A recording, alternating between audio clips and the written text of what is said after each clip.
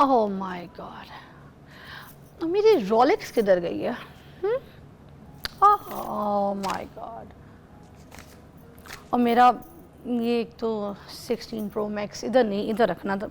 चलो अब इधर ही सेट कर देते। नबिया, वो लोग जो इतने पागल हैं, इतने ख्वार हैं, जिनके दिमाग में सिर्फ यही चीज़ें चल रही होती हैं कि भाई अगर उनके साथ इर्द गिर्द उनके ब्रांड है, उनके बच्चे नहीं उनको चाहिए, उनके ब्रांड इर्द गिर्द चाहिए, उनकी कलाइयाँ मुड़ जाएंगी अपनी वो घड़ियाँ दिखाते हुए, अपनी रोलेक्स दिखाते हुए, पागल हो जाएंगी। सही बात। देखो कभी कभी आप क्या करते हो, तस्वीर लगा दी आपने, कोई बड़े प्यार से कोई ऐसी वीडियो बना ली, किसी अपनी घड़ी की, किसी चूड़ियों की, कोई अपने ब्रेसलेट की, वो आपका चाहो है, आपने बड़े प्यार से मेहनत से लिए, आप अच्छे लग रहे हैं, आपको अपना अच्छा लग रहा है, आपका अपना पर्सनल अकाउंट है या जो आप अगर सोशल मीडिया के लोग हैं आपने लगा दी, मगर आप उसके बगैर रह नहीं सकते, आप हिल नहीं सकते, और बार बार लिए आपने, कीमत दूसरे को बताए जा रहे हो जी।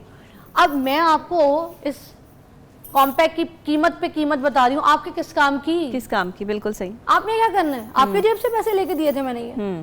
नहीं ना, बिल्कुल। मगर लोग झाड़ते हैं फजूल में, ऐवी कीमत बताएंगे। सैंडल पता है कितने की ली थी मैंने? Oh my God, Jimmy Choo की सैंडल पहन के आई हूँ मैं ये। हाँ, मैंने हैरत से ली थी ये, बहुत महंगी है। Why you telling your prices? मुझे शौक नहीं है सुनने का, आपको शौक नहीं है सुनने का। सही बात। बट करती हैं औरतें, करती हैं। इन लोगों के ऊपर बात करें, क्या कहेंगी?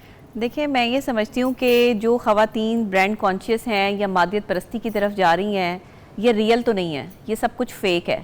आप कितना महंगा मेकअप इस्तेमाल करती हैं, आप कितनी महंगी जूती पहनती हैं, आप कितना महंगा कपड़ा पहनती हैं, ये आपको बताने की जरूरत नहीं है। ब्रांड जब पहना जाता है तो वो नजर आता है कि ब्रांड है। आपने जो कपड़ा पहना होता है वो कपड़ा खुद बोलता है कि ये कपड़ा कितने का है, बताने की जरूरत नहीं है। जो बताते हैं लोग, इट्स मीन के साइकोलॉजिकली उनमें कुछ कमियां हैं, वो एहसास कमतरी का शिकार हैं, वो दूसरे लोगों को अपने से ज्यादा लेवल पे समझते हैं, इसीलिए अपनी एक एक प्रोडक्ट के बारे में जो है वो दूसरे से बात करते हैं कि मैंने ये तो इतने का लिया था, मेरे शौहर ने ये तो मुझे इतने का दिलवाया, मेरे जो है वो मैं जब शॉपिंग करती हूँ तो मैं तो इतने से कम नहीं करती। इन सब बातों का किसी दूसरे पर उस वक्त असर होगा जब वो शख्स आप ही की सोच का मालिक होगा। वो फिर आप ही की तरह सोचकर जो है वो इसको अप्लाई करेगा, और हो सकता है आप किसी ऐसी औरत के सामने ऐसी बात कर दें जो इतना ना कमाती हो या इतना ना अफोर्ड कर सकती हो, और आप उसे बता रही हो कि मेरे पास जो है 50,000 का ये मेकअप है और मैंने सिर्फ एक किट जो है वो ये 50,000 की ली है, और वो उस 50,000 के लिए न जाने किस गलत रास्ते पे चली जाए।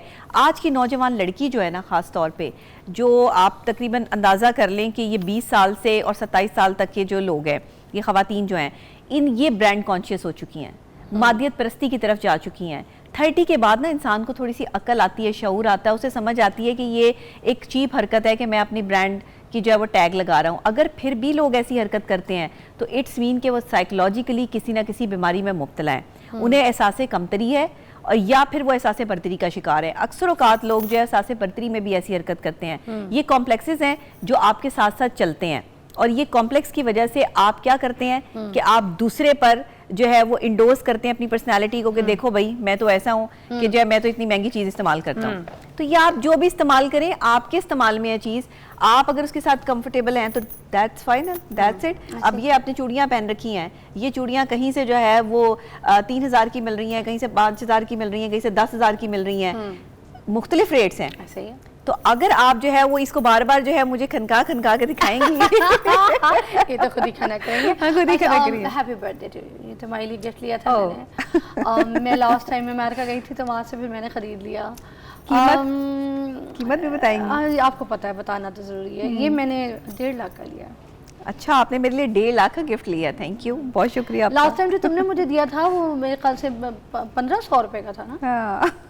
मैं बस बताना चाह रही थी, वो वैसे मैंने अपनी मेट को दे दिया था। I don't take that. तो ये आपके लिए मैंने इसलिए टेक इट। कैसा था? अच्छा लगा? ऐसे लोग भी होते हैं। अब क्यों करते हैं? एक बात बताएं, कुछ लोग इम्प्रेस भी होते हैं, ऐसी फजूलाना हरकत कर रहे होते हैं, और जो सामने वाला होता है ना वो बड़ा इम्प्रेस हो रहा होता है उसकी ऐसी हरकतों से। वो पहनेगा चीज़ें उसकी, वो रखेगा, वो उसका आईफोन देखेगा, ओके आईफोन 16 प्रो, वो सामने वाला इम्प्रेस हो रहा होता है। हाँ। क्यों सामने वाला क्यों इम्प्रेस होता है उसकी ऐसी चीज़ों से?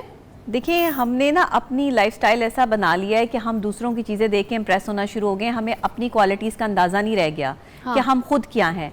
आप अगर कंफर्टेबल हैं 100 रुपए वाले दुपट्टे के साथ, तो मैं समझती हूँ कि आपको जो है 50,000 का जो है दुपट्टा लेने की जरूरत नहीं है। वो 100 रुपए के दुपट्टे से भी काम चल सकता है। लेकिन अगर आप कंफर्टेबल ही नहीं है उस दुपट्टे के साथ और आप बारहा ये चाहते हैं कि लोग सिर्फ आपके प्राइस टैग को देखें, अक्सर औकात मैंने ये देखा है कि लोग जब किसी को गिफ्ट देते हैं ना तो प्राइस टैग के साथ दे देते हैं कि इसको पता चले कि मैंने इसको कितने गिफ्ट दिया है। महंगा लिया है तो, और अगर सस्ता लेते हैं तो उसका टैग हटा के दूसरा टैग कहते हैं लगा दो, प्राइस खुद लिखते हैं और फिर देते हैं। ये गलत बात है, ये गलत चीज़ें हैं। और मैं ये समझती हूँ कि ऐसे लोग माशरे के लिए ना बहुत ही नासूर का काम कर रहे हैं, क्योंकि माशरे में जो बिगाड़ पैदा हो रहा है ना वो ऐसे ही लोगों की सोच की वजह से हो रहा है जो मादियत परस्ती की तरफ है।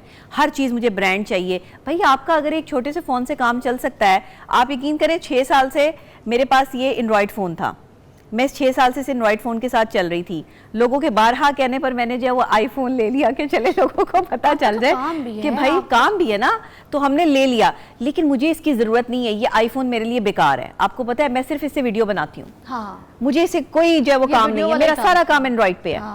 तो मुझे बताएं जब मुझे ज़रूरत जिस चीज़ की है, मैं लोगों को बताऊँगी जी मेरे पास जो है वो लाखों रुपए के फ़ोन है, लाखों रुपए की चीज़ें हैं, तो ये क्या मामला है? आप जो मर्जी पहने, जो मर्जी करें, इससे आपका कंसर्न होना चाहिए। आप कंफर्टेबल हैं तो दैट्स फाइनल। आप 100 रुपए की चीज़ में भी कंफर्टेबल हैं तो बहुत अच्छा है। मैं एक बाजार से जो है वो आम सा दुपट्टा लेके भी पहन लेती हूँ, एक आम सा सूट लेके भी पहन लेती हूँ। मैंने इवन एक वीडियो बनाई जिसमें मैंने कहा कि वज़ीर आला मरियम नवाज शरीफ साहिबा जो है वो अगर 800 रुपये का सूट पहन सकती हैं, तो मैंने जो सूट पहना हुआ था उस टाइम वो 500 रुपये का था।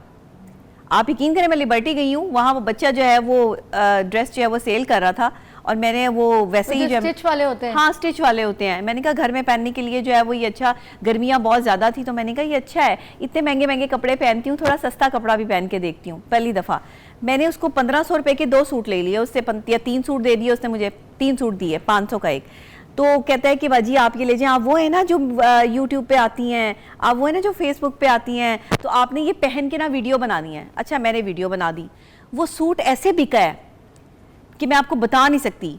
उसके नीचे जो उसके वो सूट ऐसे बिकना शुरू हुआ है, वो पता नहीं उसकी रेट इस टाइम जो उसका रेट जा रहा है ना उस सूट का वो 5000 है। 500 रुपए वाला सूट जो 5000 का हो गया। देखिए कैरी भी अच्छा किया होगा, स्टाइलिंग तो आपको वैसी आती है। तो वो असल में सिर्फ शो ऑफ जो है वो सिर्फ महंगे महंगे टैग कपड़े या ब्रांड्स का नहीं होता है, नहीं होता। कहीं से भी आप लेके पहना, खुद एक बहुत बड़े ब्रांड होते हैं। ये आप लोगों को समझा रही है, देखिए इंसान बारे में नहीं बता रही है, आपको बता रही है। इंसान को खुद ब्रांड होना चाहिए, आप जो चीज पहने वो ब्रांडेड आप बन जाए। ब्रांड के क्या मोहताज। एक ब्रेक के बाद मिलते हैं।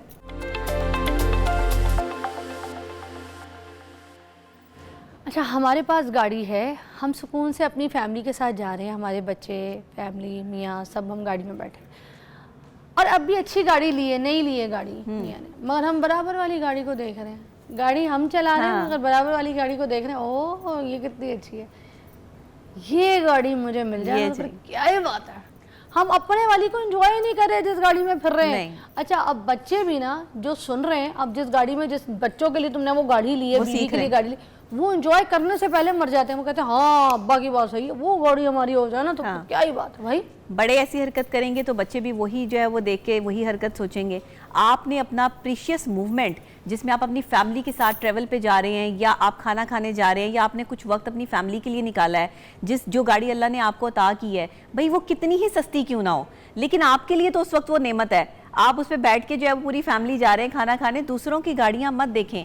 मेरी अम्मी कहती थी कि अपने से हमेशा नीचे को देखना है, तुमने कभी अपने से ऊपर को नहीं देखना। तुम्हारे ऊपर बहुत सारे लोग होंगे जिनके पास बड़ी बड़ी गाड़ियाँ होंगी, बंगले होंगे, लेकिन बेटे नहीं, जो आपसे कमतर है ना, जिसके पास नहीं है, आपने हमेशा उसको फॉलो करना है कि इसके पास नहीं है और मेरे पास ये चीज़ है। ऐसे भी तो लोग हैं जो ऐसी गाड़ियाँ जो जमीन पे पहिए लगा के हाथ से चला रहे हैं, कैसे वो पेट्रोल तो दूर की बात है, पैदल चलते हैं लोग। आज भी लोगों के पास साइकिलें हैं, उनको देखें, वो भी इंसान है, वो भी हमारी तरह के जीते जागते लोग हैं। उन्हें देखकर हम कभी जो है वो नहीं सीखते, लेकिन जिसके पास लैंड क्रूजर है, जिसके पास जो है वो ऑडी है, जिसके पास और गाड़ियां, उसको देख के हम सीखते हैं कि इसके पास है तो मेरे पास भी होनी चाहिए। अच्छा ये जो नौजवान नस्ल है ना आज के दौर में, अगर गाड़ी लेता है तो वो तो कहते हैं ओ माय गॉड इसमें तो फुल स्टार्ट नहीं है, इसमें तो पुश स्टार्ट हो। तो भाई अगर एक गाड़ी में आपने चाबी घुसाई है, चाबी करके घुमानी है तो वो स्टार्ट हो जाएगी। इसमें ऐसा कि नहीं मुझे पुश स्टार्ट वाली गाड़ी चाहिए, मतलब फुल ऑप्शन वाली। मैं आपको बताऊं सोशल मीडिया ने बहुत काम खराब किया है। हर चीज़ लोग सोशल मीडिया पे ले आए हैं, अपनी बहन बेटियां सोशल मीडिया पे ले आए हैं, अपने घर की माएँ जो है वो सोशल मीडिया पे ले आए हैं। यहाँ पे बस ना चले इनका कि ये कपड़े चेंज करते हुए भी वीडियोस जो है वो डाल दें, बस ना चले इनका कि वॉशरूम में भी जो है वो जाते हुए ये वीडियोस जो है वो उसमें डाल दें, ये बस नहीं चल रहा इनका, शायद वो भी वीडियोस हों जो है वो मौजूद। पता नहीं चाहते क्या है, ज़रा सी गाड़ी ली है तो वो गाड़ी की शो मारने के लिए जब तक उस पर मिलियंस व्यूज़ नहीं आ जाएंगे इनको सुकून नहीं आएगा। जब तक लोगों से नहीं पूछ लेंगे कि ये गाड़ी कैसी लग रही है तब तक इनको जो है वो इत्मीनान नहीं आता। आप यकीन करें, मैं 100 दफ़ा सोचती हूँ जब मैं अपनी फैमिली के साथ अपने बेटे के साथ वीडियो बनाती हूँ ना, तो वो मेरा बेटा मुझे कह रहा होता है मम्मा मेरी वीडियो ना लगाया करें, मुझे नज़र लग जाती है। और रियलिटी है, जैसे ही मैं उसके साथ वीडियो लगाती हूँ वो मिलियंस पे जाती है। वो माशाल्लाह बहुत एक्टिव है और बहुत एनर्जेटिक है, उसकी रिसर्च है, IT एक्सपर्ट है, वो अभी 6 साल का है, लेकिन उसे सब पता है कि दुनिया भर में जो है वो कहाँ लोग देख रहे हैं, कितनी परसेंटेज है, हर चीज़ पे रिसर्च करता है। उसने बच्चों के कार्टून्स पे रिसर्च की है मेरे बेटे ने, और कुछ ऐसे कार्टून्स हैं जो कि एक ब्रांड की तरफ से लॉन्च किए गए हैं और उसमें नाउज़ुबिल्लाह अस्तगफिरुल्लाह ऐसे अल्फाज इस्तेमाल किए गए हैं कि अगर बच्चे वो सीख लें तो उसका जो मीनिंग है वो बहुत मुश्किल है। तो मैं ये समझती हूँ कि आप अपनी फैमिली को, फैमिली लाइफ अलग रखो।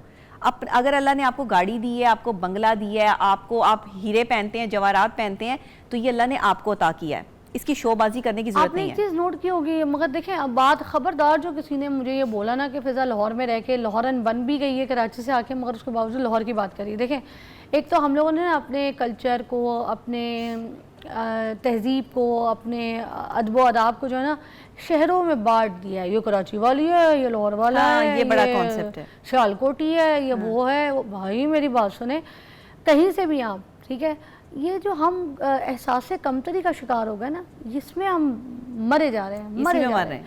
अब देखें ना, लाहौरी, मैंने जो जब मैं नई लाहौर में आई थी तो सबसे कब कराची में तो अपार्टमेंट का ज़्यादा दौर है, आपको पता है, बड़ी बड़ी ऊंची ऊंची आसमानों पे बिल्डिंग, पेंट हाउसेस होते हैं, और वो भी बड़े महंगे होते हैं। जितने का वो एक पेंट हाउस या एक अपार्टमेंट आप कराची में लेते हैं ना, यहाँ पे 3 कोठियाँ ले लें, अब इतने महंगे कराची के अपार्टमेंट। तो कहने का मतलब ये था कि यहाँ पर आप किसी औरत से पहले मिलो ना तो आपसे पहले पूछती हैं आपकी कोठी कितने कनाल की है।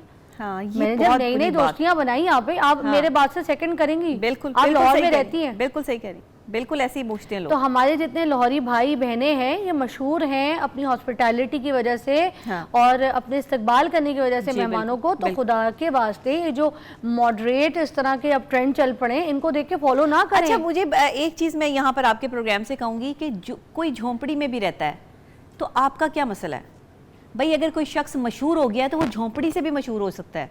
कोई शख्स अगर नहीं मशहूर तो वो एक बड़े महल में रह के भी नहीं मशहूर हो सकता। अक्सर औकात लोग ये कहते हैं, मैं अक्सर औकात जो है वो वॉक कर रही होती हूँ, पैदल चल रही होती हूँ, तो मैं अपनी सोसाइटी में भी इधर उधर, और कोशिश ये करती हूँ कि मैं ज़्यादातर जो है वो पैदल सफ़र जो है वो करूँ। ऐसे नहीं कि बहुत दूर का सफ़र, लेकिन करीब करीब का जो है वो मैं अक्सर औकात, आप मुझे जब वो देखते हैं तो मेरी ख़वातीन से मुलाकात होती है तो मुझसे एक सवाल करती है, डॉक्टर साहब आपकी गाड़ी किधर है, गाड़ी पर नहीं आई आप? भाई आपने इतना अपने आप को जो है वो गाड़ी के साथ अटैच कर लिया है कि आप गाड़ी से उतरते हैं, गाड़ी पे बैठ जाते हैं, शॉपिंग करने जो है वो थोड़ी देर के लिए जाते हैं, 2 कदम पैदल चलते हैं, 2-4 दुकानों पर घूमते हैं और फिर गाड़ी में बैठ जाते हैं। आपने अपने आप को गाड़ी का इतना आदी कर लिया है कि पैदल तो आप चलते ही नहीं है, तो कोलेस्ट्रॉल लेवल तो आपका बढ़ेगा। अब डॉक्टर साहबा को तो कोई बीमारी नहीं है अल्हम्दुलिल्लाह, उसकी वजह ये है कि आपकी डाइट कंट्रोल, आपका जो है पैदल चलना। पुराने ज़माने में लोग पैदल चलते थे, मैंने इस पर रिसर्च की कि लोगों की उम्रें उस वक्त 100-100 साल कैसे हो जाती थी। आजकल जो है वो 40 से ऊपर ज़िंदगी बोनस है, क्योंकि हम मादियत परस्ती में जो है वो पड़े हुए हैं। हर वक्त हमें जो है वो मशीनरी चाहिए, पंखा जो है वो ऑटोमेटिक आ गया। पहले तो पंखा चलाने के लिए जो है वो बटन प्रेस करना पड़ता था ना, उठना पड़ता था, बेड से जाना पड़ता था। अब तो बेड के पास जो है वो रिमोट कंट्रोल है, सारे ऐसे खुलते हैं। तो ये आपने जैसे आपने मशीनरी के साथ ज़िंदगी गुजारनी शुरू की, इंसान की अपनी सेहत ख़राब होना शुरू हो गई। आज आप ख़वातीन को देखें, रंग गोरा करने पे फोकस है लेकिन फिटनेस पे कोई फोकस नहीं है।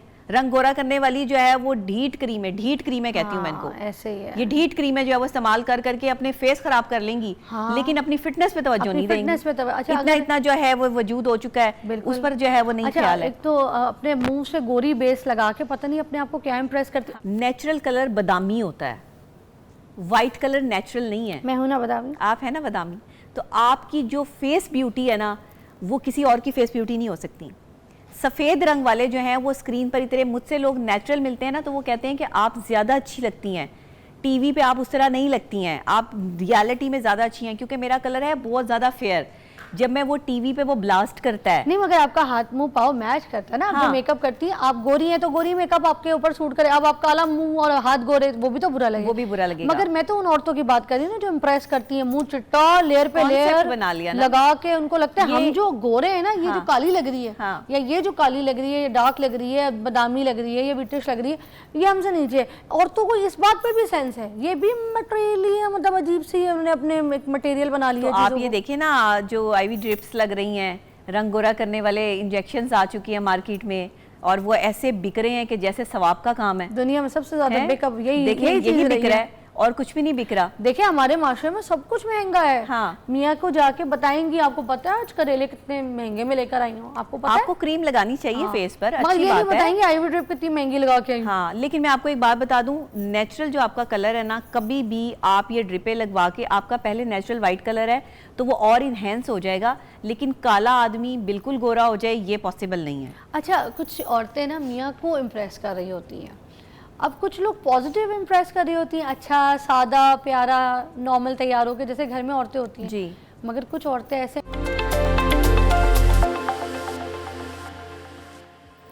अच्छा नबिया, आपने एक वीडियो बड़ी देखी होगी, हर कोई बनाता है, ट्रेंडिंग पे जाती हैं वो वीडियोस, वो क्या होती हैं, ये स्टीयरिंग है, इसको पकड़ा हुआ है, ये आपकी घड़ी, आपकी कलाई बिल्कुल ऐसे यहाँ पे हाँ, है, हाँ, हाँ। ये आपने कोई रिंग शिंग, अगर लड़कियां हैं तो उन्होंने, या मर्द है तो जी, उसने- जी, जी। ठीक है, साथ गाना चल रहा है, स्टीयरिंग है, स्टीयरिंग के साथ आप पूरी ओवर स्पीडिंग पे जा रहे हैं, हल्की सी रोड दिखाएंगे, लाइट्स और रोड्स, और फिर गाड़ी का जी, स्टीयरिंग, जी। फिर गाड़ी अंदर से कौन सी गाड़ी है तो ये है वो, इस तरह। तो ये भी बड़ा इम्प्रेस लोगों को करते हैं वो बंदे जिनके पास अपनी फटफटी भी नहीं है, वो ना फ्रस्ट्रेशन का शिकार हो जाते हैं, फ्रस्ट्रेटेड हो जाते हैं, घर पे चिकचिक, गुस्सा, नाराज, हर वक्त चिड़चिड़े रहते हैं, क्योंकि वो ये चीज़ें देखते हैं, अफोर्ड नहीं कर सकते, हालात हर एक के तो एक जैसे नहीं होते नहीं ना, होते। तो फिर ये हम जो इस तरह की हरकतें करते हैं, इस तरह के जो फैशन अपलोड करते हैं। अच्छा, आप मुझे आप चाह रही हैं कि आज मैं ये सच्चाई भी बता दूं कि ये लड़के गाड़ियां किसकी लेके फिर रहे होते हैं। अच्छा, अब ये भी बता दूं, रेंट ये भी बता दूं, बताए। रेंट ए कार सिस्टम आपके यहाँ बहुत ऑन है, और अच्छी से अच्छी बेहतरीन गाड़ी आपको रेंट पे मिल जाती है। इवन जो शोरूम वाले लड़के हैं, अक्सर औकात जो है शोरूम के साथ अटैच होते हैं, या दोस्त हैं, किसी का शोरूम है, यार गाड़ी देना, मैंने लेके जाना है, लड़कियों को इम्प्रेस करने के लिए अच्छी घड़ी जो है वो दोस्त से उतरवा ली, अच्छे कपड़े पहन लिए, गाड़ी ले गए। मेजॉरिटी ऐसा हो रहा है, मेरे पास 6 केसेस आए हैं, ब्रेकअप केसेस, जिसमें लड़कियों को पता ही नहीं था कि ये गाड़ियां लड़कों की हैं ही नहीं, ये घड़ियां लड़कों की नहीं है, और वो जो है वो अपने दोस्तों की चीज़ें जो है वो इस्तेमाल करके, और बाकायदा तौर पर जो है वो एक अपने आप को एक अमीर लड़का शो करके जो उनके साथ चल रहे थे, और सिर्फ इस वजह से कि वो लड़कियों से पैसे निकलवा सकें या पैसे खा सकें। अब ये नहीं है कि लड़कियां ही लड़कों से पैसे खाती हैं, आजकल ये भी ट्रेंड जो है वो ऑन हो चुका है कि लड़के ऐसी लड़की तलाश करते हैं जो उन पर इन्वेस्ट करे, और वो ऐसे दिखा के इन्वेस्ट। जी, ऐसे दिखा के। एक जो ब्रांडेड बंदा है ना, वो ब्रांड कॉन्शियस कभी भी नहीं होता। ब्रांड कॉन्शियस हमेशा वो बंदा होता है जो एहसास कमतरी का शिकार है। अब मैं इतनी मशहूर हो चुकी हूँ कि आपके पाकिस्तान की अल्हम्दुलिल्लाह जो है वो शायद ऐसी पर्सनैलिटी जो मुझसे पहले मशहूर थी उनसे भी ज़्यादा व्यूज़ मेरे हैं इस टाइम। लेकिन लोग कहते हैं इतना पैसा कमा लिया डॉक्टर नबीहा, आप जो है वो लैंड क्रूजर नहीं ले सकी अभी तक आपके पास ऑडी नहीं आ सकी, अभी तक तो आपको जो है वो अपने 2-3 घर बना लेने चाहिए थे। अब मुझे ये बताएं, आप बना लेती है कि टिकटॉक पे लाइव आती तो? कैसे लाइव आती? मेरे पास वो फैसिलिटीज़ नहीं है।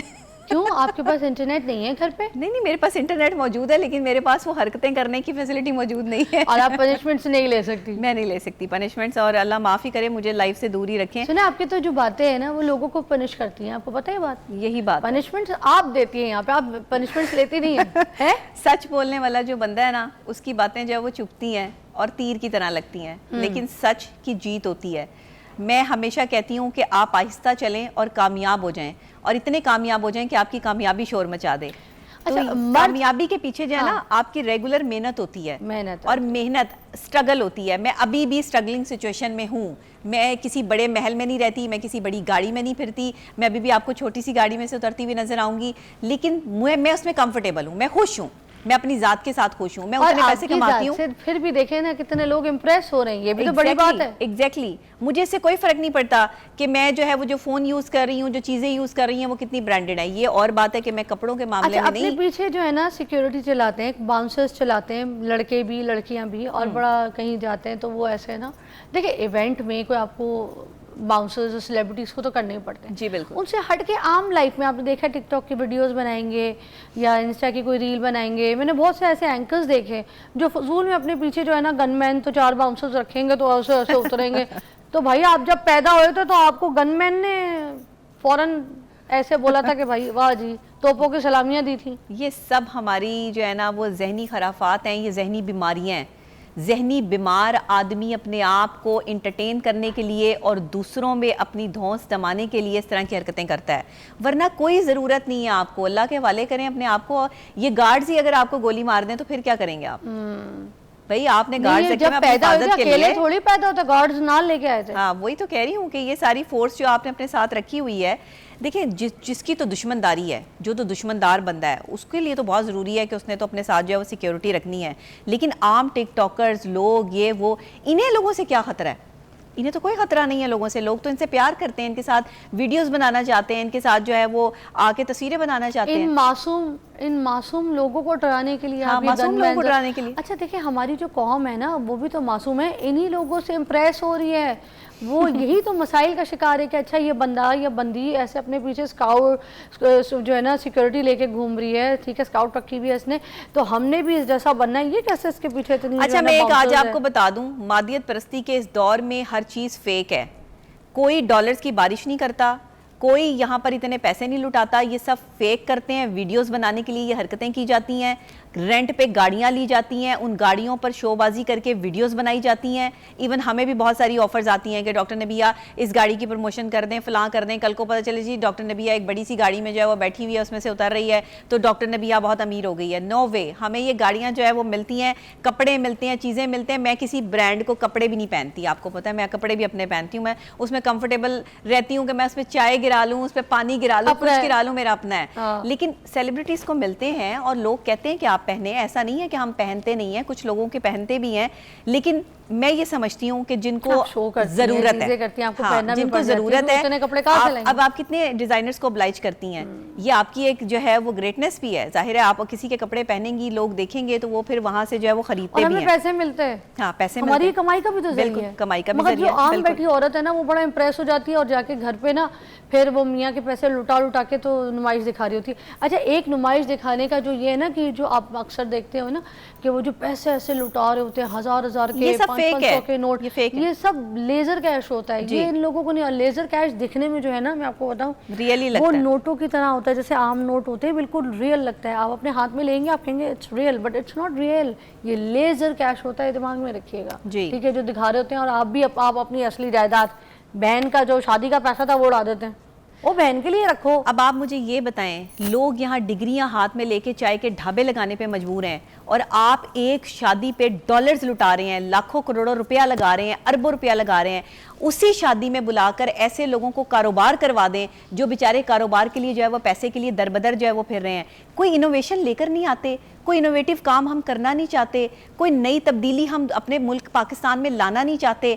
पढ़े लिखे लोग जो है वो ऐवान में बैठना नहीं चाहते। सियासत इतनी गंदी हो चुकी है कि लोग जो है पढ़े लिखे होने के बावजूद जो है वो सियासत से दूर भागते हैं। अब मुझे अभी एक यूट्यूबर है ना 10 करोड़ का घर लिया है। हाँ। मैं यही सोची थी वो ऐसे लोग हैं जिन लोगों के पास छतें नहीं है। अच्छा, इनके पास 10 करोड़ रुपया आया कहाँ से?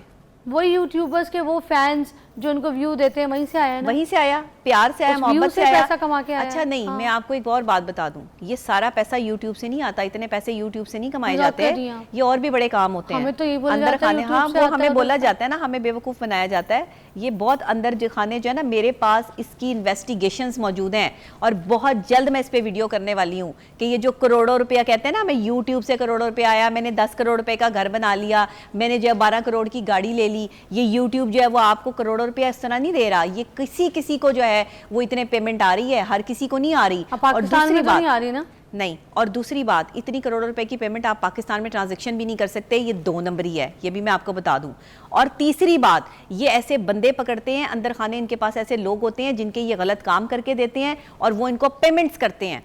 इन्फ्लुएंसर्स को यूज किया जाता है चीज़ों के लिए और जो है वो अवाम में इंतशार फैलाने के लिए एक गरीब बच्चे को जो है वो दहशत गर्द बनाने तक का अमल जो है वो साइकोलॉजिकल प्रोसेस से यहाँ से ऑन हो रहा है। क्योंकि आप अपनी शोबाजी जो सोशल मीडिया पे दिखा रहे हो, वो एक अगर आम बेटी या एक आम बेटा किसी का जो है वो देख रहा है जिसके इतना लेवल नहीं है और वो वहाँ तक कम्पीट नहीं कर सकता, वो गलत रास्ता इख्तियार करेगा, वो दहशतगर्द भी बनेगा, वो पैसा कमाने के लिए जो है वो फिर अपना जिस्म भी बेचेगी। आज आप लोगों को जिस तरफ लगा रहे हैं, ये इन्फ्लुएंसर्स पे बहुत बड़ी जिम्मेदारी आती है कि आप खुदा के लिए अगर अल्लाह ने आपको कोई अता की है कोई चीज़, तो उसको छुपा के रखें। आपको जब तमाशे लगाने की क्या ज़रूरत है लोगों के ब्रेक सामने। के बाद एक और मैंने धमाकेदार सवाल करना है, आप अच्छा जवाब देंगी, आइए साथ।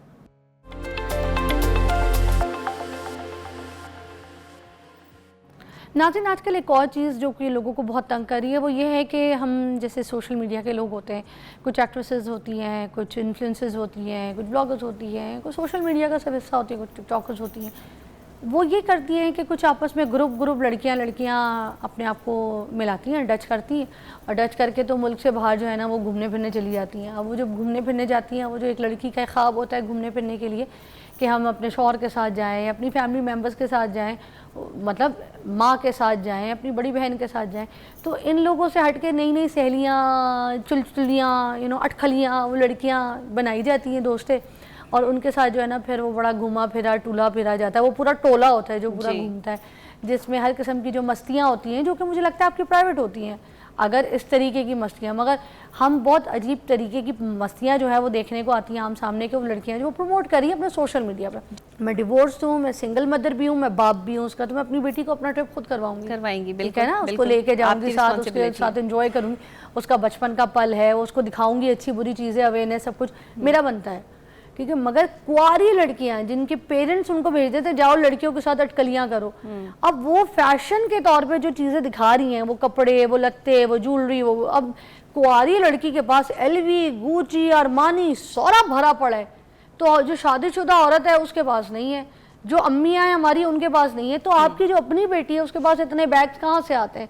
ये जो फैशन आप लोग दिखा रहे हैं, जो प्रमोट कर रहे हैं, जो हमारी आगे आने वाली नस्ल लड़कियां हैं इनको दिखा रहे हैं, इनको पागल कर रहे हैं, तो उनको भी पता ही हमें कहीं ना कहीं से तो मिल रही है, कोई हमें दोस्तों यारी है उसे मिलेंगे। अब्बू के पास तो ऐसे इतने पैसे नहीं है कि अब्बू मुझे 4-5 LV के बैग दिला दें, हरमेस का बैग दिला दें, बताए ना मुझे। देखिए, सबसे पहली तो बात ये कि मैं एक चीज़ यहाँ आपसे रिक्वेस्ट करूँगी कि आइंदा के बाद आपने ये नहीं कहना कि आप डाइवोर्स्ड हैं, आपकी कोई डाइवोर्स हुई है या क्या है। वो शख्स जो आपको अफोर्ड ही नहीं कर सका, उस शख्स की ये जो है वो बदनसीबी है कि वो आप उसके साथ नहीं आ। नहीं मगर मेरा अच्छा दोस्त जो भी है, नहीं आपने कहना नहीं है, आपने नहीं कहना, आपने नहीं कहना, किसी भी लड़की ने ये नहीं कहना जिसको डाइवोर्स है, जिसको तलाक है। समझ गई, मैंने तो खुद ली थी, मगर मेरी बात सुने, चलिए जो भी है, हम बेस्ट फ्रेंड है, बेस्ट फ्रेंड मैं और फवाद, वही कह रही हूँ ना आपको। आज मैं ये भी प्रूव कर देती हूँ ताकि ये ना बड़ी जरूरी मुझे पता है, बिल्कुल पता है कि आप हैरान हो जाएंगी, आप कहेंगी। देखें, दो लोगों में मैं कहती हूँ मियाँ बीवी में ना तलाक नहीं होती, सॉरी मियाँ बीवी में तलाक हो जाती है, तो माँ बाप के बीच में ना तलाक नहीं होती। अस्सलाम वालेकुम फवाद। जी फिजा, हाँ फवाद, मेरे सामने नबिया बैठी है, शो चल रहा है मेरा ना ऑन ईयर है, तो लाइव जा रही हूँ, तो वो ना वो मैंने बताया कि मैं डिवोर्स हूँ ना, तो वो बेचारी समझिए कि मैं ना बहुत मिस्कीन हूँ, मैं बहुत सताई भी हूँ, तुमने मुझे बड़ी कोई तकलीफ़ें दी है, तो वो ना वो कह रही थी जिसने छोड़ा है ना वो कमबख्त है, तो तुम बता दो, तुम अच्छे इंसान हो, हम दोस्त हैं, हम लोग, हमारी तो लड़ाई भी कोई नहीं है।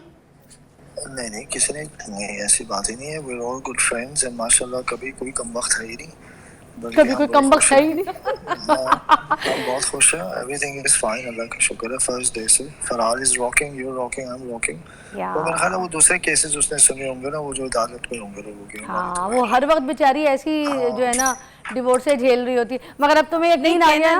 कहना नहीं है, मैंने आपको कहने के लिए मना किया कि आपने ये जुमला नहीं कहना। वो कह रही है ये नहीं कहना कि मैं डिवोर्स हूँ, ये नहीं कहना, ठीक है। आपकी दोस्ती है ना, आप बेस्ट फ्रेंड है मेरा, तो फिर आपको कहने की जरूरत ही नहीं है। अरे वाह, तुम मेरे बेस्ट फ्रेंड हो ना। हाँ इंशाल्लाह क्या बात है, अरे वाह, अल्लाह हाफ़िज़। ओके, चलो फिर कॉल भी करना यार। अच्छा देखिए, ये मोहब्बत है और मोहब्बत कभी खत्म नहीं होती है, इज्जत रहनी चाहिए। जो माँ बाप है ना, माँ बाप के दरमियान ये रिश्ता कभी जो है वो खत्म नहीं होता, मियाँ बीवी का रिश्ता खत्म हो जाता है। हाँ। लेकिन मैं आपको सूरत हाल ये बता रही हूँ कि जो भी तलाक याफ्ता लड़की हैं, आज आपके प्रोग्राम से ये मैसेज दे रही हूँ, उन्होंने कभी नहीं कहना कि हम तलाक याफ्ता हैं। आपने तलाक ली या आपने तलाक दी या आपकी किस्मत का एक फैसला था, हो गया। वो शख्स आपको साथ जो है वो कितना टाइम था, उतना टाइम उसका आपके साथ था। हाँ। वो आप एक दूसरे को नहीं अफोर्ड कर पाए, आप अलग हो गए, कुछ भी हो सकता है, मेंटल कंपैटिबिलिटी नहीं थी, कुछ भी था, कोई भी, whatever, कोई भी फैमिली का चीज हो मसला हो सकती सकता है, है, कुछ भी, फैमिली हाँ। का मसला हो सकता है, मामलात हो सकते हैं। तो मैं ये समझती हूँ कि डाइवोर्स होना कोई टैग नहीं है कि किसी औरत पे लगे, ये मर्द पे भी लगना चाहिए। कोई मर्द तो जो है वो अपना तारुफ करवाते हुए ये नहीं कहता कि मेरी तलाक हुई हुई है, आई एम डिवोर्स। हाँ, ऐसे तो नहीं कहता मर्द कोई भी। तो अगर मर्द नहीं कहता तो औरत भी मत कहा करे। वाह। और दूसरी बात ये कि आज से जो है वो ये बातें छोड़ दें, और जिनकी डाइवोर्स हुई है उनके बहुत सारे मसाइल हो सकते हैं, मेंटल कंपैटिबिलिटी ना होना या लोगों की वजह से, थर्ड पार्टी की वजह से हो जाना। तलाक कोई बहुत बड़ा जो है वो अब कोई देखिए ना, फवाद एलिमेंट अगर नहीं है। शादी करेगा, हाँ। मैंने उसकी बीवी के साथ भी बहुत अच्छा सलूक रखना है, जिससे हाँ। भी उसकी शादी होती है, ठीक है।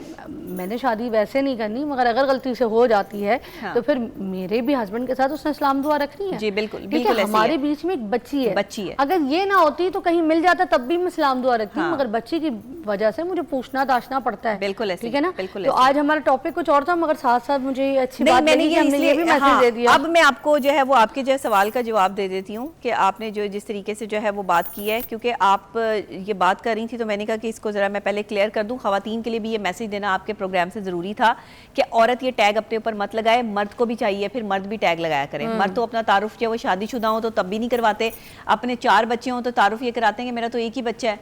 तो ये वाली चीज़ें ना करें। अगर आपके 4 बच्चे हैं तो 4 ही बच्चे हैं।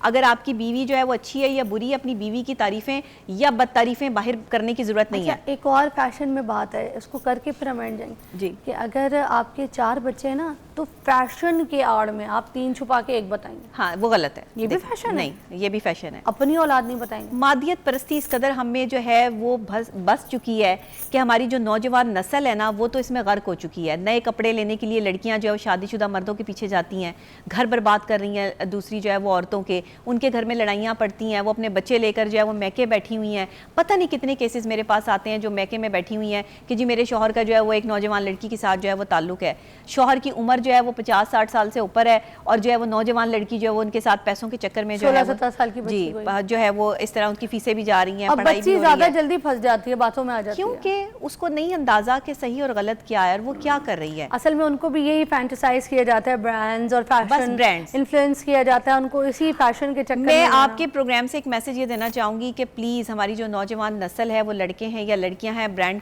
कॉन्शियस मत बनो। उसकी वजह क्या है? और ब्रांड की दौड़ में भाग के फिर ऐसे रिश्तों में भी मत फंसो, क्योंकि आजकल लोग जो दिखाते हैं वो नहीं होते। ये फेक चीजें जो है वो आपको दिखाई जाती हैं। अक्सर औकात लोग खुद भी वैसे नहीं होते जैसा बता रहे होते हैं। तो इसलिए लोगों के साथ चल के जानना होगा कि लोग चाय की पत्ती की थैलियों की तरह होते हैं। जब तक आप उन्हें पानी में डबो ना दें आपको उनकी असल रंगत का अंदाजा नहीं होता। तो यहाँ खुदा के लिए लोगों से बचे। और मैं ये समझती हूँ कि अगर आप किसी की चीज़ों से इंप्रेस हो रहे हैं, जहाँ पे मर्द का म्यार दौलत और मर्द का औरत के लिए म्यार खूबसूरती हो जाए, वहाँ पे घर नहीं बसते।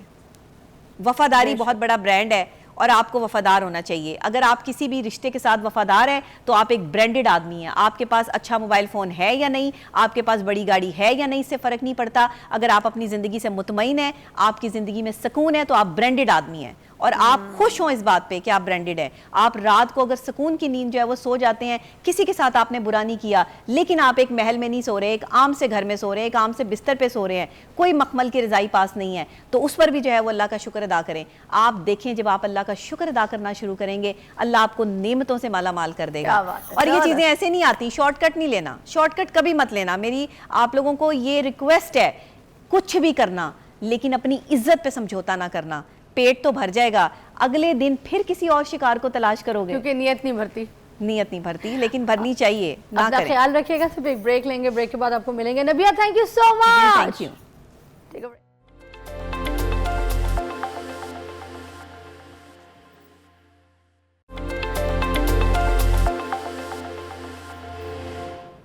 Welcome back to watching morning with फिजा।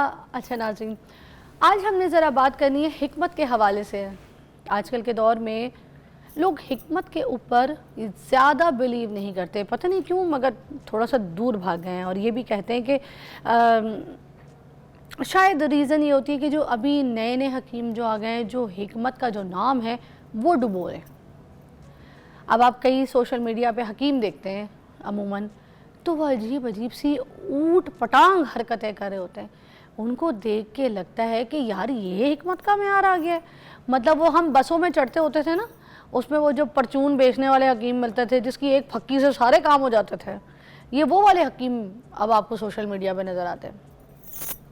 एक ये रीज़न भी हो सकती है, या फिर दूसरी रीज़न मुझे ये लगता है कि ये भी हो सकती है कि हमारी जो एलोपैथी है वो इतनी ज़्यादा एडवांस हो गई है कि अब लोग जो हैं उसकी तरफ रुझान करना शुरू हो गए। हिकमत सुनने में आता है कि जैसे अब काम नहीं हो रहा, आम किसी बंदे से भी पूछ लें तो वो कहते हैं अब वो पुराने हकीम नहीं रहे भाई। तो आज इसके ऊपर हम बात करेंगे कि ये जो हिकमत है इसके बारे में जो अभी रुझान आवाम का बदलता जा रहा है, नज़रिया बदलता जा रहा है, वो क्या वजूहात हैं और क्यों हैं, और ऐसे हकीम या फकीर वाले हकीम क्यों आ रहे हैं। ठीक है, हमारे साथ मौजूद है हकीम अमजद इस्माइल साहब, किसी तारुफ के मोहताज नहीं है, माहिर तिब हैं और इनकी पीढ़ी दर पीढ़ी जो है इसी खिदमात में लगी हुई है। और मैं ये हमेशा बल्कि लोगों को इन्फॉर्म करती हूँ कि अगर कोई अच्छा गेस्ट मेरे पास होता है जो मोतबर होता है, जिसका इल्म बहुत होता है, तो हम उसके इल्म से इफ़ादा हासिल करते हुए लोगों तक जो है ना उनके जो इलाज हैं वो उनके ज़रिए तजवीज़ करवा सकें। तो इसलिए अमजद साहब को हमने मदऊ किया। अस्सलाम वालेकुम। बहुत शुक्रिया। अस्सलाम वालेकुम जनाब। सर, आपके मेरे लास्ट पॉडकास्ट में ना इतने फॉलोअर्स बन गए, आपके तो लोग फ़ैन बन गए। मुझे इतने लोगों ने कहा कि इस दफ़ा जो है एक नया मैंने यॉनरा देखा कि जिस सिंपल तरीके से, जिस अदब के साथ, जिस लहजे के साथ आपने लोगों को एक्सप्लेन किया, तो उनको लगा आप उनकी ज़बान में आप उनको समझा रहे हैं, आप उनके अंदर जाके उनकी बीमारी का इलाज कर रहे हैं। और मुझे टेक्निक वो अच्छी लगी कि हमने कोई फकी नहीं बताई किसी को, हमने कोई इलाज किसी एक चीज़ का नहीं शायद बताया, मगर हमने उनको एक टेक्निक बता दी कि जो जड़ है उस बीमारी की उसको शुरू ही नहीं होने देना है, हमने उस रूट को वहीं मार देना है जहाँ पे कोई बीमारी जन्म लेती है। Which I like the technique. तो आज हम ये बात करेंगे कि जो हकीम हैं, इतने जो खंबे पे चढ़ा होता है हकीम, आपने देखा होगा कोई अजीब अजीब सी हरकतें कर रहा होता है। कोई हकीम जो वो 4-4 5-5 शादियाँ कर रहा है, ठीक है, और वो हकीम है। और कुछ हकीमों ने उल्टे सीधे नाम रखे हुए हैं। ये हकीम है, इनके बारे में क्या कहेंगे आप? अच्छा, आपने मुझे बड़ी मुश्किल में डाल दिया। ये जो इतनी सारी आपने चीज़ें पूछ ली, बहुत शुक्रिया। सबसे पहले तो ये सारा सिलसिला हमने लास्ट पॉडकास्ट जो है बड़ा अच्छा रहा, मेरा एक्सपीरियंस भी आप लोगों के साथ बहुत अच्छा था माशाल्लाह। और लेकिन अब ये जो बात है कि ज़ाहिर बात है वो हर किसी का अपना एक वो है, और ये मेरे ख्याल में इसको स्पेसिफ़िक करना मुझे लगता है कि हिकमत के साथ ये मुनासिब नहीं है। इस पर जो टिकटॉक की दुनिया है वो तो चली इसी पे रही है। हाँ, उसमें आपको कौन सा शोबा है प्रोफेशनल जो आपको उस पर नहीं मिलेगा, और उसमें वो यही कंडीशंस होती हैं, कोई खंबे पे चढ़ गया, कोई पानी में उतर गया, कोई हाँ, कहीं चला गया, कोई कहीं चला गया। हाँ, तो ये किसी एक मखसूस प्रोफेशन के साथ मुझे नहीं लगता कि इसको कहीं हम फिक्स कर सकते हैं। तो बाकी ये कि अपनी ये जो हमारा ये जो प्रोफेशन है, ये हमने लास्ट टाइम बात की थी कि इल्मुल अदियान और इल्मुल अबदान दो उलूम का ज़िक्र हुआ, यानी एक दीन का इल्म और एक बदन का, जिस्म का इल्म। तो हम उससे वाबस्ता हैं। तो हमारा जो बिहेवियर है, जो हमारा कंडक्ट है, जो हमारा ऑडियंस के साथ जो हमारा एक रिलेशन है, या अपने मरीज़ों के साथ या अपने प्रोफेशनल्स के साथ, वो थोड़ा सा उसको मद्देनज़र रखते हुए होना चाहिए। ये मेरा स्कूल ऑफ थॉट है। अच्छा, आज के दौर में ये जो इलाज है हिकमत के ज़रिए, जिससे बड़े बड़े बीमारियों के इलाज किए जाते थे, आज एलोपैथी इलाज को ज़्यादा तरजीह दी जा रही है। इसमें क्या वजूहात है, ये डिफरेंस क्यों आया? अच्छा, इलाज जो है ना, लफ्ज़ इलाज जो है उस पर इन्वर्टेड कॉमास में उसको मैं रख रहा हूँ। अच्छा, ठीक है। कि इलाज क्या, इलाज बस यही है कि दर्द हो रहा है दबा दो, ब्लड प्रेशर हाई है गिरा दो, बुखार चढ़ गया उतार दो, मोशन आ रहे हैं रोक दो, नींद नहीं आ रही सुला दो। हम इसी मैस में गिरे हुए हैं और इसी को इलाज समझ के बैठे हैं। जैसे हमारे कैमरामैन नज़ीम भाई जो हैं, इनको पूरा दिमाग में बलगम चढ़ा हुआ है, इनको पूरा नज़ला खांसी जुकाम चल रही, तो एंटी एलर्जियों पे लगे हुए हैं। और आपने आते के साथ ही इनको जो इलाज तजवीज़ किया वो यही था कि मैं बता देती हूँ, तो इन्होंने कहा कि नमक के पानी से गरगरारे करने हैं, नमक के पानी से नाक साफ़ करनी है और नमक के पानी की स्टीम लेनी है, सादी है। एंटी एलर्जियाँ, ये दवाइयाँ, ये सब कुछ छोड़ के ये उन्होंने कहा सबसे बेहतरीन इलाज है। इसके अलावा ऐसा कोई इलाज ही नहीं है। अच्छा, और आप बताएं। सुखा सकते हैं, आप रोक सकते हैं, वक्ती तौर पे वो फिर रिकरेंस होगा, फिर चीज़ें जो हैं वो अपने अंदाज में आएंगी। और और कुछ लोग कहते हैं रोकना सही भी नहीं है। रोकना सही नहीं है। एक चीज़ कुदरत जो है निकालना चाहती है। हाँ। ये हमारे यहाँ पैचेस बने हुए हैं 2 साइनसेस की शक्ल में, हाँ तो यहाँ जमा होता है जो कुछ हम इनहेल करते हैं, हाँ। डस्ट पार्टिकल्स हैं, हाँ VOCs है, वॉलेटाइल ऑर्गेनिक कंपाउंड जो हैं वो मौजूद हैं, और छोटी छोटी चीज़ें हैं इस तरह की। हाँ। तो जो हमारे सांस के साथ जो है वो हमारे जिस्म में, फेफड़ों में जा रही है, उसको अल्लाह ताला ने निज़ाम बनाया हुआ है कि यहाँ फ़िल्टर हो जाए। हाँ। उस फिल्ट्रेशन को और उसके लिए जब वो फिल हो जाता है, जब वो फुल हो जाता है, तो फिर कुछ छींकें आती हैं, हल्की सी हरारत होती है और वो निकल जाती है। एक वाहिद सोर्स है छींक का आना कुदरती तौर पे, जो उसको निकाल देता है, और हम उसी से परेशान हो जाते हैं। हम ज़रा सा नज़ला बहा, हम लोग कहते हैं जी अब ऑफिस कैसे जाएंगे, अब स्कूल कैसे जाएंगे, बच्चे परेशान हो जाते हैं, हम उसको फ़ौरन रोक लेते हैं। और आप देखेंगे कि बदलते मौसम में हमें ये फेस करना पड़ता है, ये तब्दीली है, कुदरती है कि सर्दी आ रही है, छींकें शुरू हो गई, हल्का सा बुखार हो गया, तो बुखार, छींकें, डायरिया, ये नज़ला ज़ुकाम टाइप की चीज़ें, इवन दर्द, इन्फ्लेमेशन भी, ये भी ब्लेसिंग्स समझ हैं अल्लाह ताला की तरफ से, जो किसी बैकग्राउंड में चलने वाली ख़राबी को इंडिकेट कर रही होती हैं। अच्छा। कि इसके बारे में अलर्ट हो जाइए। जिस्मानी कहीं भी दर्द है, हर दर्द। एक तो होता है ना कि एक चीज़ जो है वो एक क्रॉनिक हो गई, यानी किसी को जोड़ों का दर्द है, जॉइंट में जो गैप्स हैं वो गड़बड़ हो गए, कोई उनके दरमियान जो कुशन होता है वो ख़त्म हो गया, गैप आ गया है। या और कोई मसले मसाइल हैं, वो तो एक चीज़ है, उसका तो फिर इलाज होना चाहिए। हाँ। लेकिन ये वैसे ज़्यादा होते हैं जी, आप थकावट महसूस कर रहे हैं, एक अनड्यू थकावट है, फौरी तौर पे लेके नहीं जा रही कहीं, लेकिन कहीं इशारा कर रही है कि कोई ऐसी चीज़ है जिसकी वजह से हो रहा है। यानी कोई कहीं लीवर तो मुतासर नहीं हो रहा, कि जो लीवर है हमारा, वो हमारी जितनी भी वो हैं बॉडी के जो टॉक्सिक मैटर्स हैं, उसके लिए डिटॉक्सिफाइंग एजेंट है बहुत बड़ा। उसमें कहीं जब कॉम्प्रोमाइज़ होना शुरू होता है, तो पहली चीज़ जो सामने आती है, क्योंकि वहीं पे ATP फॉर्मेशन यानी आप पावर जनरेशन भी हो रही है, तो उसके नतीजे में थकावट आनी शुरू हो जाती है, और हम उसको जनाब इग्नोर कर रहे होते हैं, या उसको हम सिंपल इंजेक्शंस लगा के या कोई विटामिन्स खा के इस तरह मैनेज कर रहे होते हैं। तो ये एंटी एलर्जीज पे जो हम खाते हैं, हम छोटे छोटे सिरप जो है ना बच्चों को भी दे रहे होते हैं। छोटे छोटे बच्चे होते हैं, जैसे उन्हें हल्की सी छींक मारी, हमने जाके फार्मेसी में खड़े हो जाना है और हमने कहना है भाई हमें वो दे दो, सिरप दे दो एंटी एलर्जी का, और बच्चों को वो भी हम ठुसा रहे होते हैं दवाई के साथ। तो ये सही है एंटी एलर्जी इस्तेमाल करना, नुकसानदेह इसका भी कोई? बहुत तसलसल के साथ इन चीज़ों का इस्तेमाल जो है वो फिर हमें एट द एंड उसी तरफ लेके जाएगा कि हम मोहताज हो जाएंगे, और हमारी अपनी इम्यूनिटी जो है वो कॉम्प्रोमाइज़ हो जाएगी।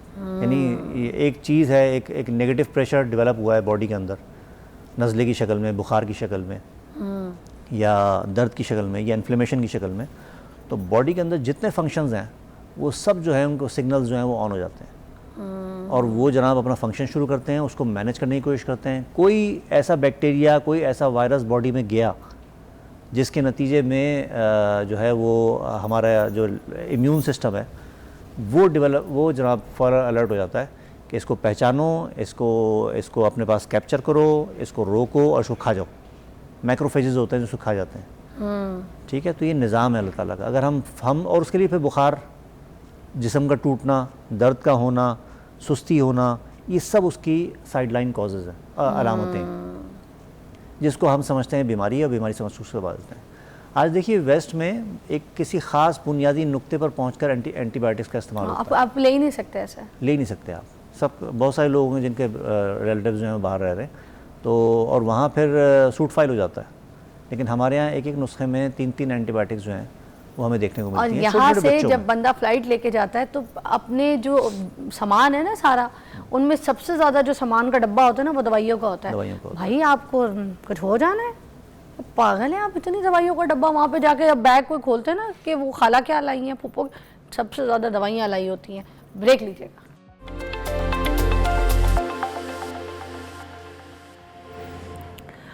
अच्छा, लोग कहते हैं कि जो साइंसी रिसर्च है, मेडिकल ट्रायल्स है, इसके बगैर हिकमत जो है वो सबूत पर मबनी नहीं, कि यह खदशा दुरुस्त है?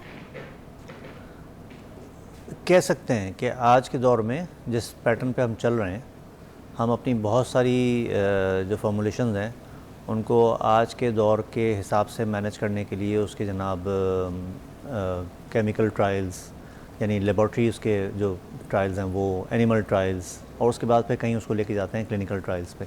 लेकिन ये जो हमारी दवाएं हैं, जो हमारे नुस्खे हैं, बेसिकली ये ह्यूमन टेस्टेड नुस्खे हैं और ये कोई 2-4 साल की बात नहीं है, सदियों की बात है।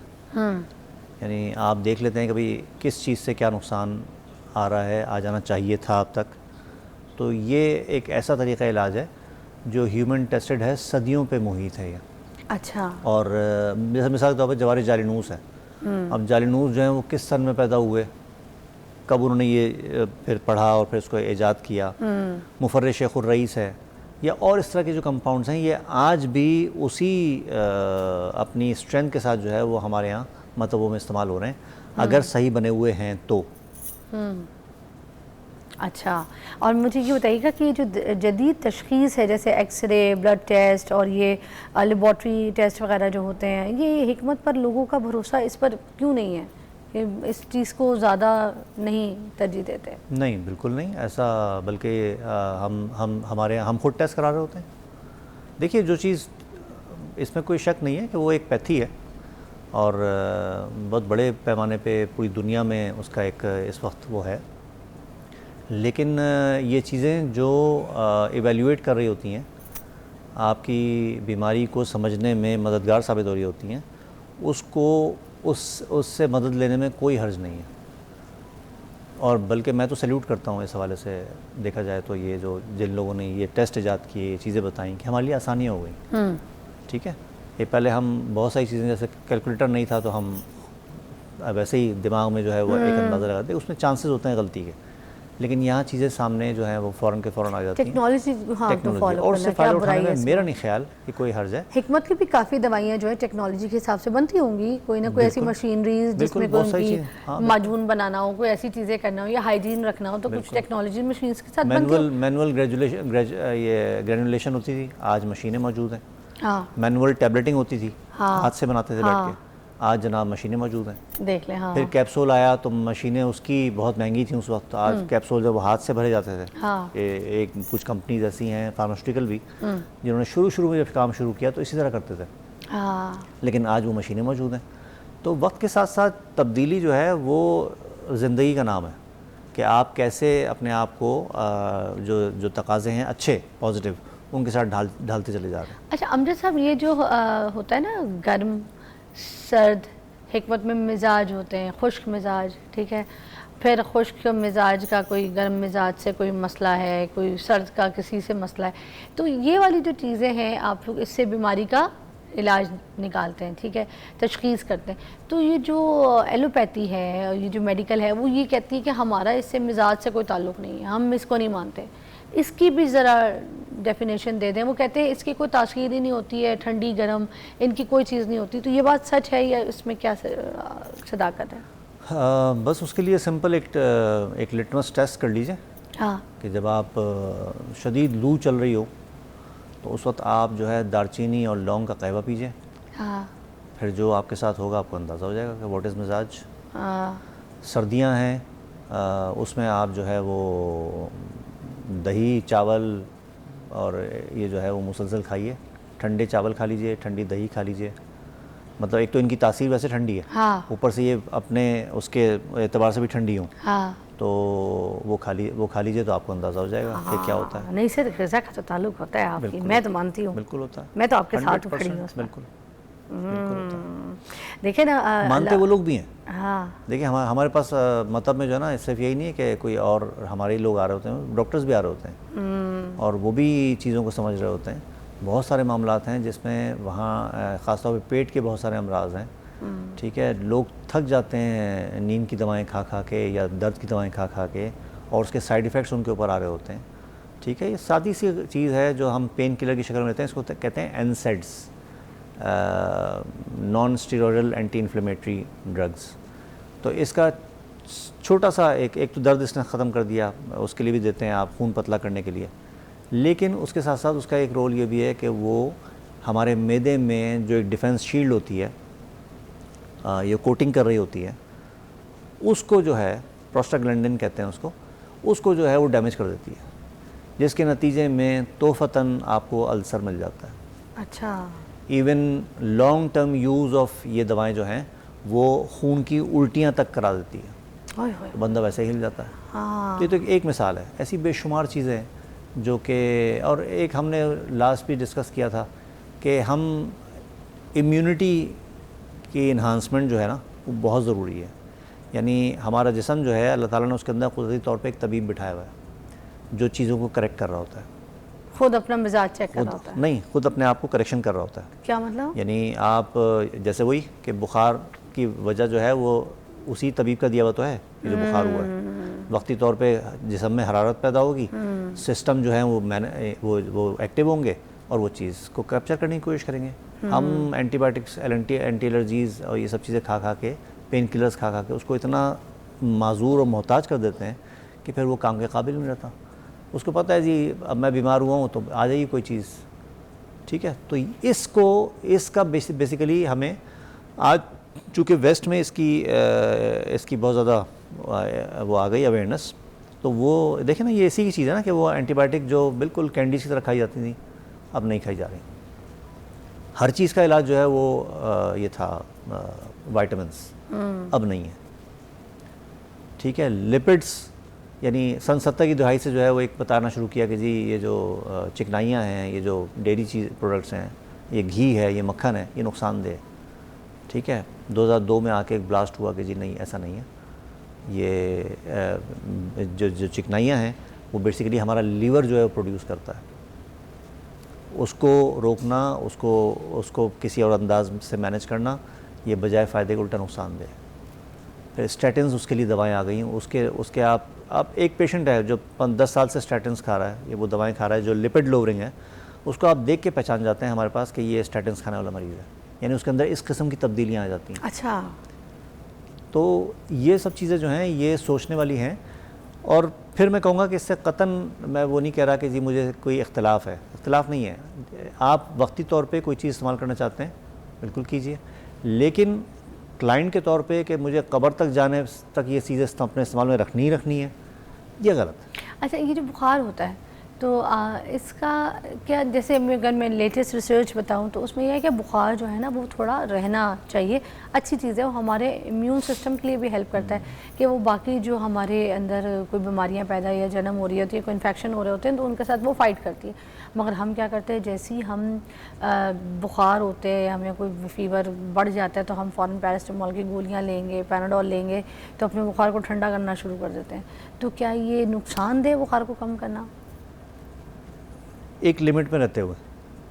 एक तो मैंने कहा ना कि बच्चे चूँकि आदी हो गए हैं उसके, अब वो उनको चीज़ें जो हैं first generation antibiotic, second generation antibiotic, third generation antibiotic, fourth fifth पे काम चल रहा है, ठीक है। तो या फोर्थ और फिफ्थ चल रही है इस वक्त। तो इसमें क्या हुआ कि इम्यूनिटी पैदा हो गई बॉडी में, अब वो जो पुरानी चीज़ें थी वो एक्सेप्ट ही नहीं करती, जो पुरानी जनरेशन्स थी बॉडी में उसके ख़िलाफ़ रेजिस्टेंस आ गई, वो चीज़ें जो हैं वो उसको एक्सेप्ट ही नहीं करती, तो आपको मजबूरन उस तरफ जाना पड़ता है। और ये बात इस फोरम से मैं बिल्कुल कह दूं कि ऐसी बहुत सारी दवाएं हैं, बल्कि शायद बहुत कम रेंज है एंटीवायरल दवाओं की एलोपैथिक में। हमारे यहाँ तिब्ब यूनानी में एंटीवायरल ड्रग्स बेतहाशा हैं और सेफ़ हैं, और वो इम्यूनिटी को कहीं कंप्रोमाइज़ नहीं कर रही होती, वो स्मूथली लेके चल रही होती हैं। सिर्फ बात यह है कि आप उस तरफ आइए, उसको अपनाइए, और उसके साथ फिर जो चीज़ें हैं, जो प्रोटोकॉल्स हैं, उसको मैनेज कीजिए वाकई। और जो चीज़ आपकी बॉडी को नुकसान नहीं दे रही है, आपको बिल्कुल कोई, आपको उसका कोई कॉज ऐसा नहीं है कि फ्यूचर में आपको कोई नुकसान होगा, तो आप ऐसी चीज़ को खा के अपने आप को लॉन्ग टर्म के लिए ठीक कर सकते हैं। तो ट्राई कीजिए ना ऐसी चीज़ों को जिनमें ये एंटीबायोटिक्स ना हो, हैवी मेडिसिन ना हो, मल्टीविटामिन्स के फजूल की ये दवाइयों की चोले ना हो आपके घर के अंदर। एक ब्रेक लीजिए और मज़ीद बातें करनी है, डॉक्टर साहब हमारे साथ हैं।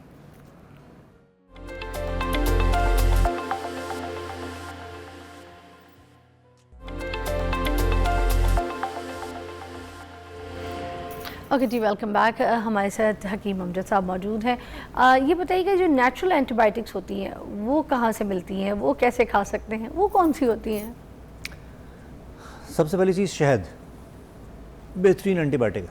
हाँ यानी अभी जो अहराम मिस्र में जो मम्मियाँ मिली हैं फ़िरौनों की, हाँ। उसके साथ शहद मौजूद है और उसकी क्वालिटी आज भी कॉम्प्रोमाइज़ नहीं हुई हुई।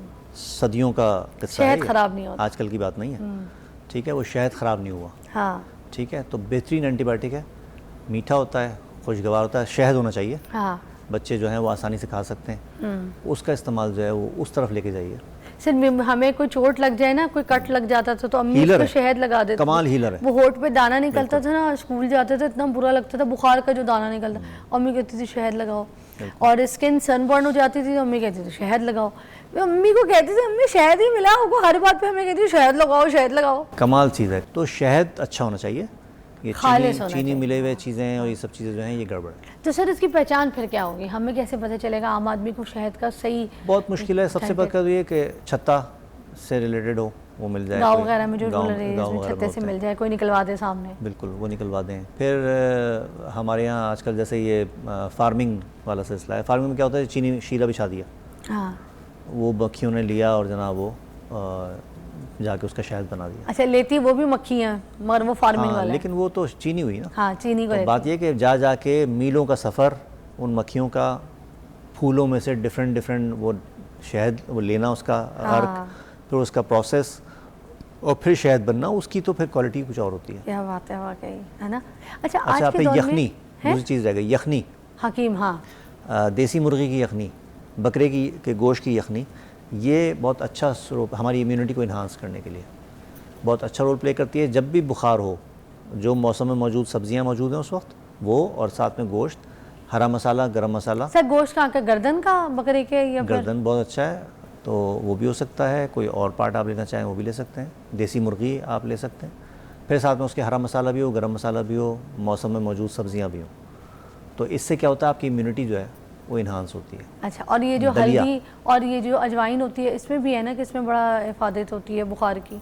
अजवाइन जो है वो बुनियादी तौर पे हाजमे से मुताल्लिक़ है। एंटी इन्फ्लेमेटरी, एंटीऑक्सीडेंट तो सारी दवाएं, अच्छा हर जो है उसके बारे में आप लिख लें कि जी ये एंटी इन्फ्लेमेटरी भी है, एंटीऑक्सीडेंट भी है, अच्छा। माने तकसीद भी है। लेकिन कुछ चीज़ें उनकी अपनी इफादियत, उनकी अपनी वैल्यू है। अब अजवाइन जो है वो मैंने शायद आपसे लास्ट भी हमने जिक्र किया था कि जिन ख़वातीन में साइकिल के इशूज़ हो रहे होते हैं, कमी है, रुक गए हैं, कोई और मामलात हैं, तो वहाँ हम अजवाइन और लौंग के कहवे पिलवाते हैं। तो इसका इस्तेमाल इस तरह फ्रीक्वेंट करना वो कभी कभी फिर गड़बड़ की तरफ ले जा सकता है। अच्छा, तो एहतियात के साथ। ये जो ऑथेंटिक हकीम होते हैं, ये इसको हम कैसे ढूंढें, आम आदमी जो है उनकी तरफ कैसे जाए? हर कोई जो मैं ये बताती हूँ आपको हकीम बना, फिर आम आदमी की तलाश कैसे हो सकती है सही हकीम की? देखिए कुछ आप अपने हकीमों को पढ़ाते हैं, कोई पहचाने बता दें हमें, उनके कान लंबे होते हैं, उनकी नाक छोटी होती है, क्या होता है? मामलात जो है ना वो जब आपका वास्ता पड़ता है ये तो चीज़ें फिर सामने आती हैं। लेकिन हम एक क्राइटेरिया सेट कर सकते हैं कि जैसे कुछ इदारे हैं जो ये प्रोडक्शन करवा रहे हैं हुक्मा की, तो उसमें आपके यहाँ लाहौर में एक इदारा है, कराची में या कराची या लाहौर में भी हमारे यहाँ उनके ऑफिस हैं। तो हमदर्द है, करशी है, जो है ये जो एक और है फैसलाबाद में अशरफ लेबॉर्ट्रीज़ हैं। तो और इस तरह के इदारे हैं जो करवा रहे हैं। और कुछ ऐसे लोग जो ख़ानदानी एक तसलसल चला रहा है और वो पुराने पढ़े लिखे जो लोग हैं, जो डिप्लोमा हुआ करता था, उसमें भी बड़े काबिल लोग मौजूद हैं। अच्छा, कोई बीमार हो जाता है, जो घर के टोटके होते हैं उनका तो हिकमत से कोई ताल्लुक़ नहीं होता ना। जो टोटके नामी कोई चीज़ है, जो घर में कोई ऐसी अपना टोटका बनाए और वो आजमाने की कोशिश करे, क्योंकि वो टोटका कभी कभी भारी में पड़ जाता है। किसी इंसान को लूज मोशन वैसे ही लगे हुए हों, उसको बिल्कुल ही हालत है देखिए ये जो घर में तजर्बेकार नानियाँ, दादियाँ जो मामला देखकर कोई चीज़ डायग्नोस कर रही हैं ना, और उसके बारे में कुछ बता रही हैं, वो उनका तजर्बा है, उस पर मुहित है वो चीज़ें, वो मशवरा, वो चीज़ें जो हैं वो उसके साथ लिंक है।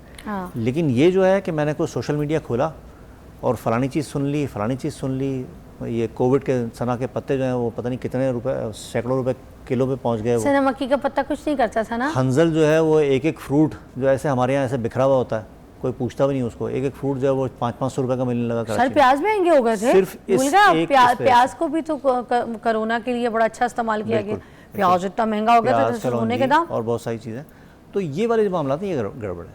लेकिन वो जो है जो आपके घर में एक नानियाँ दादियाँ सब लेके और चीज़ें बता रही होती हैं, वो उनके तजर्बे की चीज़ें हैं, वो आजमूदा क्योंकि हैं। कोई उनको किसी हकीम से इफादा हासिल हुआ, उन्होंने आगे बच्चों को कर दी, तो वो एक घरेलू सा इलाज, एक घरेलू सा नुस्खा हो गया है ना। बिल्कुल। हाँ, मगर ये वाली चीज़ें कि उसको हम एक्सपेरिमेंटल किसी बच्चे पे कर दो, कंपेयर नहीं कर सकते सोशल मीडिया वाले कंटेंट। हाँ, जो हम यूट्यूब देख के निकाल रहे होते हैं ना, वो चीज़ें नहीं कंपेयर। अच्छा, हमारे वहाँ अमूमन जो बुज़ुर्ग हजरात होते हैं ना, जब बुजुर्गी की हालत में कोई चला जाए, 60-70 की एज में आ जाए, तो उनके जो मसल्स हैं ना वो बिल्कुल ऐसे अकड़ के हो जाते हैं, उनसे ताकत कोई नहीं होती, और मसल्स जो है पतले भी हो जाते हैं, ठीक है, ब्रेक हुए हुए। अब उनमें उनके मसल्स में ऐसा होता है कि ताकत नहीं होती कि वो कोई वेट नहीं उठा सकते। अब उनके मसल्स का कम होना सही है, ये कोई सार्कोपीनिया है, ये क्या है सर? ये एग्जैक्टली सार्कोपीनिया है, और ये बुनियादी तौर पे मसल्स का, पट्ठों का या अज़लात का इन्हितात। क्या फील होगा कि आपकी जो है वो अनड्यू थकावट, आप थके थके रहना शुरू हो गए, जो काम आप आज किया करते थे आप उसको कल पे टालना शुरू कर देंगे। आप पहले 10 घंटे बिल्कुल आराम से काम कर लिया करते थे, अब आप जो है वो 7-8 घंटे बाद जो है आपको लगेगा बस यार अब मैं आज का काम पूरा हो गया।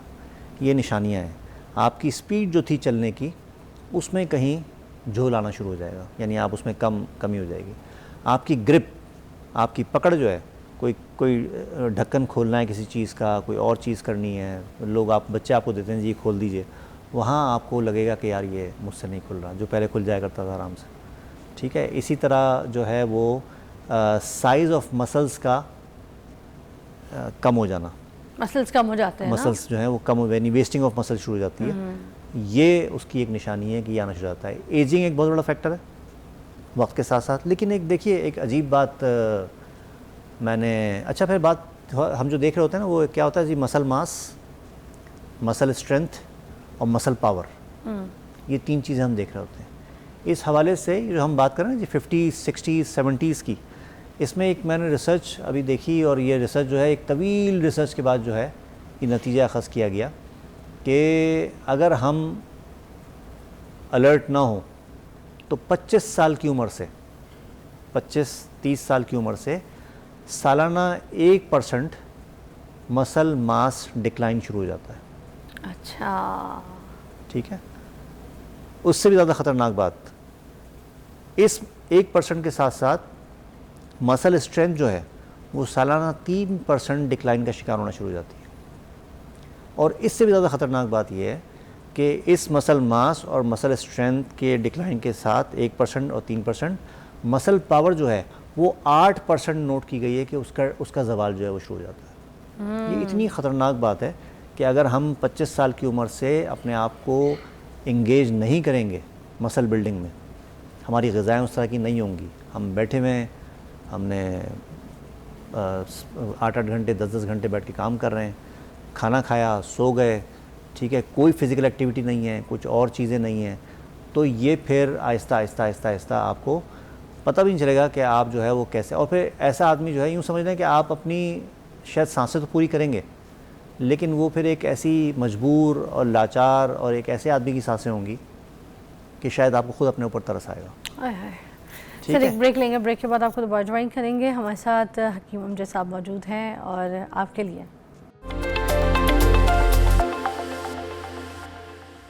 अच्छा हकीम अमजद साहब से पूछते हैं, ये जो सार्कोपीनिया हो रहा है और ये 25 साल की उम्र के बाद अगर एक्टिविटीज़ नहीं हो रही हैं, एक्सरसाइज नहीं हो रही है, स्ट्रेंथ ट्रेनिंग नहीं हो रही है, बॉडी एक्टिव नहीं है आपकी और आप वेट नहीं उठा रहे, आपकी मसल ट्रेनिंग नहीं हो रही, तो फिर ये क्या बढ़ता जाएगा? इसको रोकने के क्या इलाज में मतलब आप तजवीज़ करेंगे? एक तो यही कि आप अलर्ट हो जाइए। 25 साल 30 साल की उम्र जो है ये अब आपके पास जो है वो अगले फ़ेज़ के लिए ये एक रेड लाइन है कि आपने अगला फ़ेज़ अच्छा गुजारना है, तो आपने यहाँ पे अपनी मसल ट्रेनिंग, स्ट्रेंथनिंग और ये सारी चीज़ें शुरू करनी है, अपनी ग़िज़ा को फोकस करना है और आपने जिम जाना है या और कोई एक्टिविटी आपने वो करनी है। तो और वो जो जिस पैटर्न पे आप अभी तक कारबंद रहे हैं उससे उसको आपने चेंज करना है। तो वो बहुत ज़रूरी है कि उसके साथ जब आप इसका तहिया कर लेंगे, ये विल होगी। एक मसल के लिए एक कोट है, यूज़ इट और लूज़ इट। ये जो दिल है, आप देखें ना, दिल जो है वो पैदाइश से लेके मरते दम तक 80 साल का है, 100 साल का है, चल रहा है। तो चलना जो है उसका, वो बेसिकली उसको ज़िंदा रखता है। सर दिल की भी उम्र होती है ना?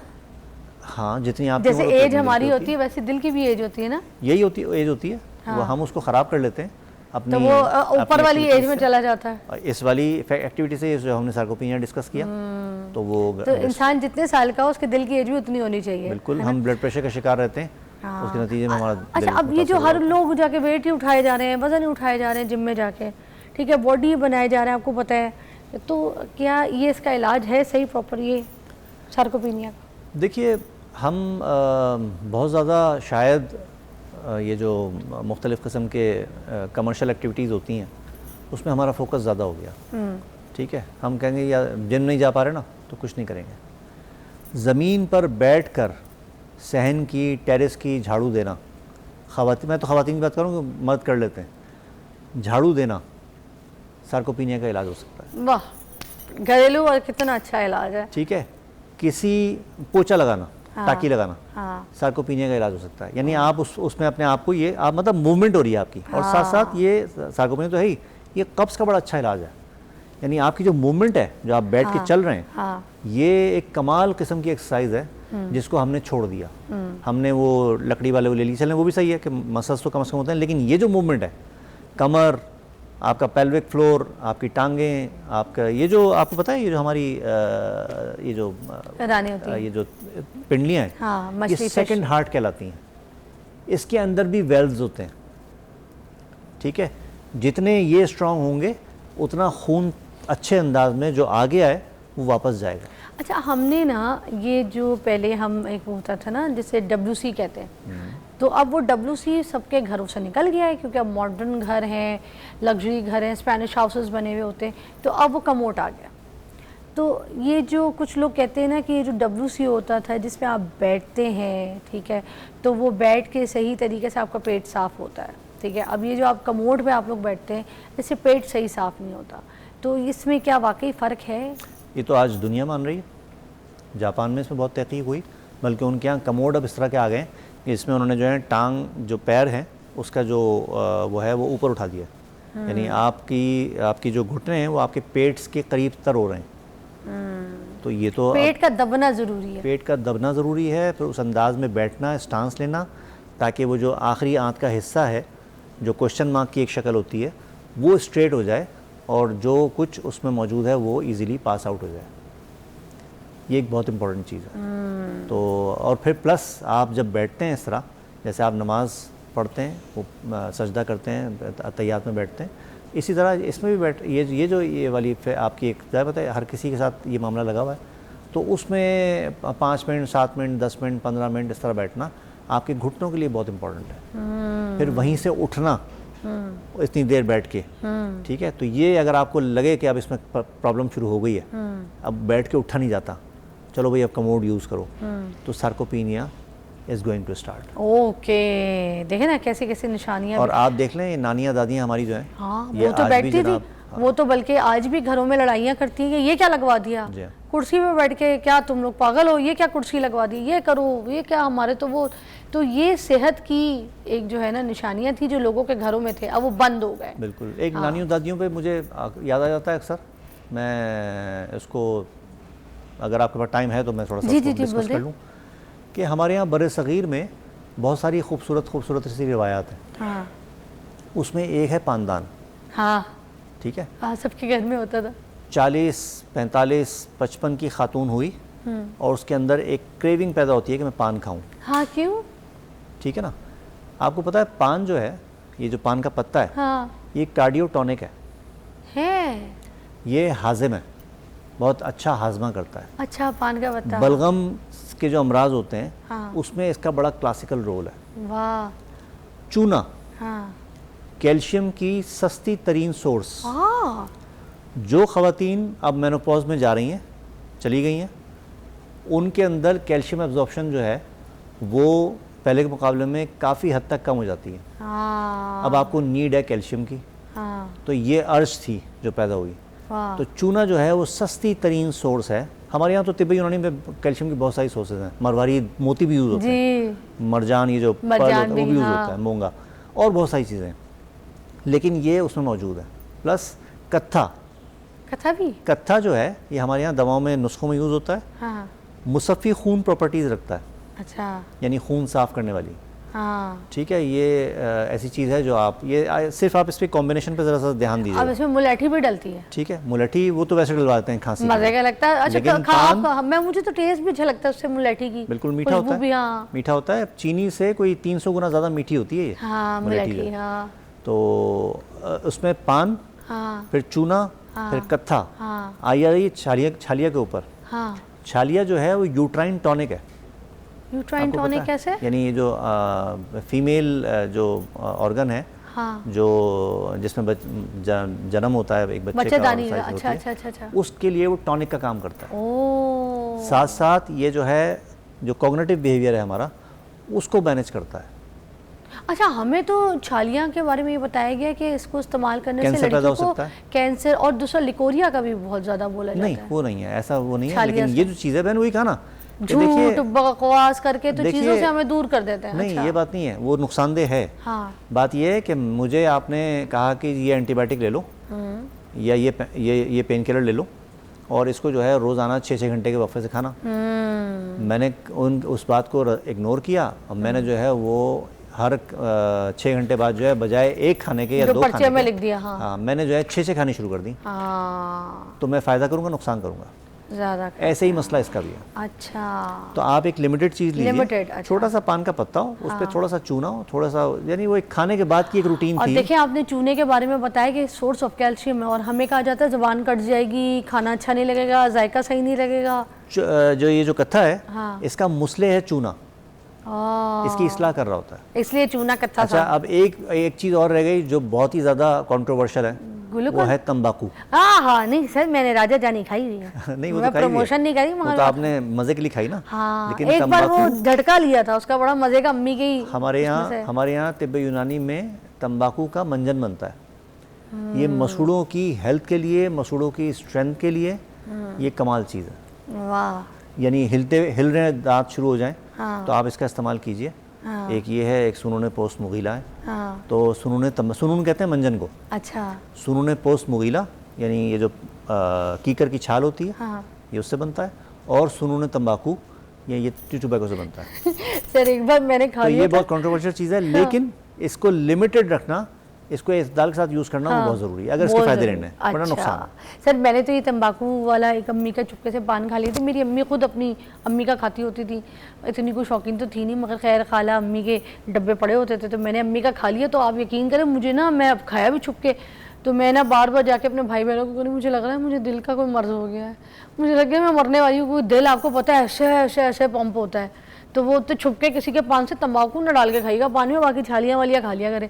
मैं ये, मुझे बता दें, बड़ा इंपॉर्टेंट सवाल है, ये रहना चाहिए, मेरा आखिरी सवाल है, मगर आप बस हर महीने आते रहें, आपसे मैं सारे इल्म जो है ना सीखती भी रहूँगी, सिखाती भी रहूँगी।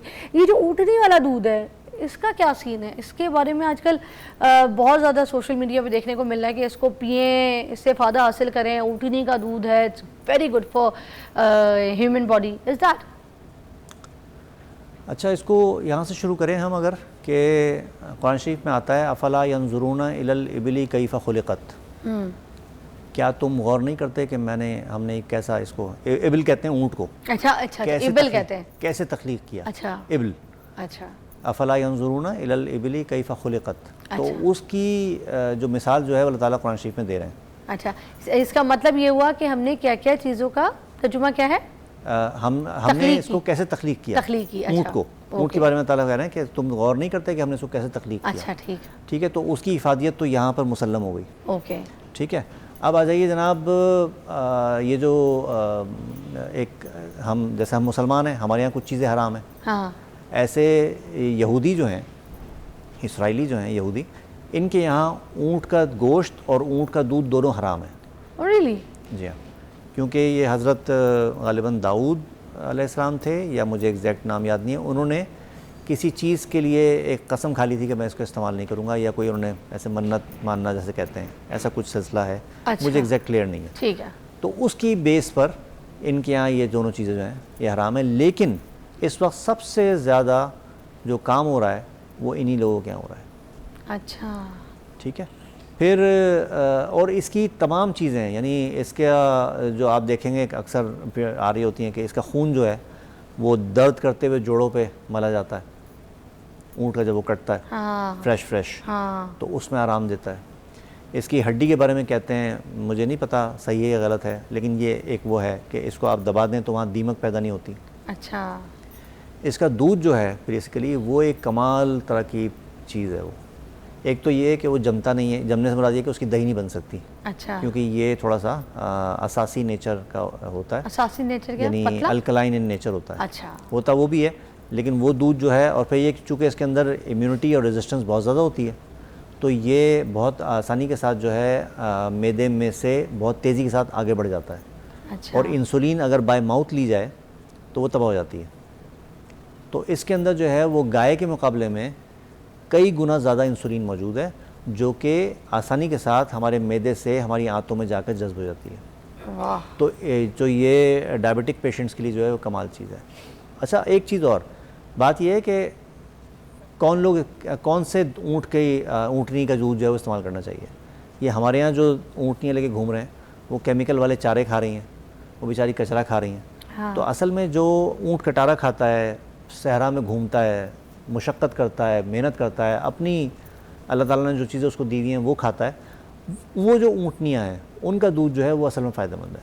अच्छा। उसका अरेंज किया जाए, मेहनत उसको मुशक्कत मैनेज किया करने जाए। वाली उठनियाँ। ये तो हो गई इसका दूध में ही जो है वो जो लोग ग़िज़ाई एलर्जी का शिकार हैं, इसमें तहकीक है कि इसमें बहुत ज़बरदस्त इसके ऊपर काम है, उसके बहुत अच्छे रिजल्ट्स हैं। सर आपने भी ट्राई किया ऊँट का? मैंने जो है वो SLE सिस्टमिक लूपस एरिथेमेटोसिस एक मर्ज़ है जो ऑटोइम्यून डिजीज़ है। हाँ। उसकी कुछ पेशेंट्स को मैंने इसके ट्रायल करवाए, खुद मैंने अरेंज करवाया, खुद चीज़ें की। पहले पिया भी और मुझे फिर पिलाया? बहुत, हाँ, पिया भी है। वाह। अच्छा, मैं खुद लैक्टोज इंटॉलरेंट हूँ।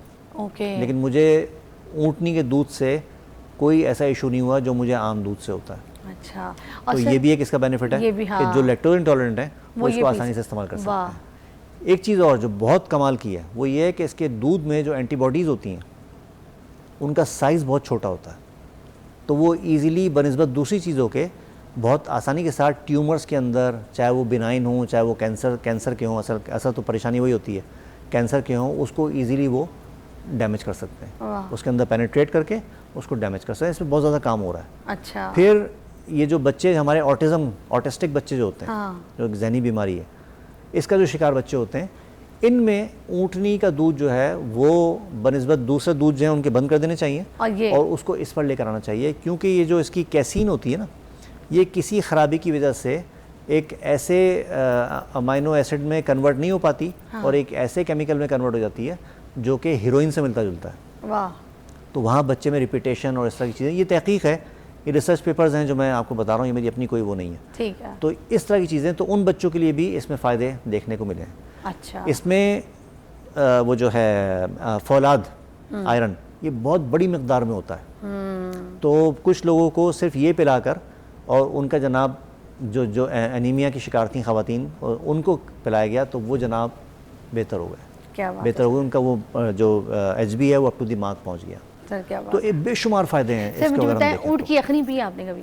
किसकी? ऊँट की यखनी पी आपने कभी? ऊँट की यखनी पी, गोश्त खाई, बिरयानी भी खाई। सर आप पूरी दुनिया के वाहिद आदमी जिन्होंने ऊँट की यखनी खाई है, वो पी है। हाँ। मैं पूरी दुनिया में, मैं तो UK जाती हूँ, अमेरिका जाती हूँ, मैं तो रेस्टोरेंटों में जाके उनको बोल रही हूँ भाई यहाँ पे ऊँट की यखनी मिलेगी। वो कहते हैं व्हाट इज़ दिस? मैं कहती हूँ ऊँटनी की यखनी। तो उन लोगों के पास ऊँटनी की यखनी उनके पास नहीं होती। अच्छा सर, आपने कीड़ी कवानी का दूध पिया है? किसका? कीड़ी कवानी का दूध। कीड़ी कवारी? कीड़ी कवानी का दूध। कीड़ी कवानी का नहीं, वो क्या? कीड़ियाँ नहीं होती छोटी छोटी, उनका दूध। नहीं, वो नहीं पिया मैंने। सर आपने ऊँट का तो मैं दूध कभी पी लिया, मैं आपने तो ऊँट की दूध- यखनी मैं दूध पी पीता लिया ही ना आपने। चूके। सर छोटी छोटी कीड़ियाँ चूंटियाँ, उनका दूध। जब वो दूध में चली जाए तो वो पी लो। नहीं सर, क्यों कीड़ियाँ भी तो दूध देती होंगी। इसी बात पे प्रोग्राम खत्म करते हैं। It's just joke. Thank you so much, had a great time. बहुत अच्छा शो था। अपना बहुत ख्याल रखिएगा और कीड़ी कहानी का दूध जरूर पीजिएगा। अल्लाह हाफिज़।